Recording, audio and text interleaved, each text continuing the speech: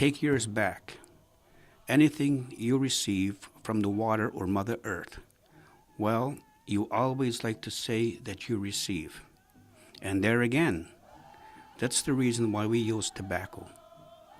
When we are successful in hunting or fishing, when we get fish, we put tobacco right in the water. We thank the Great Spirit that we have received food, and we have to give something back. The tobacco is red willow. That's the tobacco that I use now, and I make a lot of it.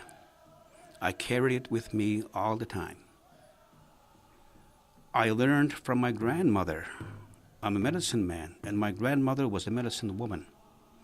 She was really good. She used to deliver babies here on the reserve, and the women didn't have to go to the hospital at all. My aunt was another one. She was really a midwife. And I know between my grandmother and my aunt, they delivered all the babies that were born on this reserve. As far as medicine is concerned, she had all kinds of them. And she would always like to take me because I helped her with different kinds of medicine. If you have a cold, the best thing you can have is sarsaparilla. You put them together with calamus root, and sarsaparilla makes you sweat. You come to a sweat when you have a cold or flu. You take them together, then cover up. Just when you go to bed at night, so you will sweat it right up. And then the next day, you feel good. She explained to me what it's good for and the time to get it. You take calamus root. We get that in the fall, before the frost hits the ground. You take the root. Once you get that, you bring it home. You wash it and scrape the dirt.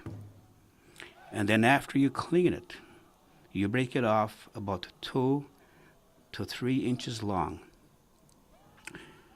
Your darn needle and string, and put it right through the center of that medicine. And you hang it up to dry for the winter months. And that calamus root is just like penicillin. It's good for any kind of sickness. And it's very, very important that you have a knife when you're digging up the calamus root. Calamus root almost grows on top of the ground. You take the knife on each side and clear away Mother Earth. And then you take a knife and cut all them little roots. The reason why you do that, you're leaving the seeds for next year. That way, you don't kill the plant at all. My grandfather told me we used to go up river here, get water, and make tea.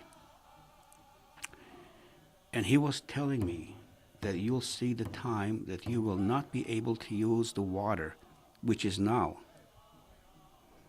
I wouldn't want to drink that water.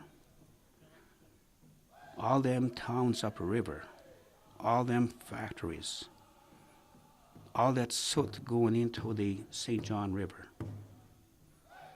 How can you purify that? By purifying that, you would have to eliminate all the sewers that flew into the St. John River.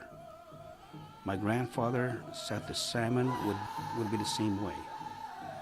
In just a few years, that salmon here, we won't be able to eat it from this corruption from the river.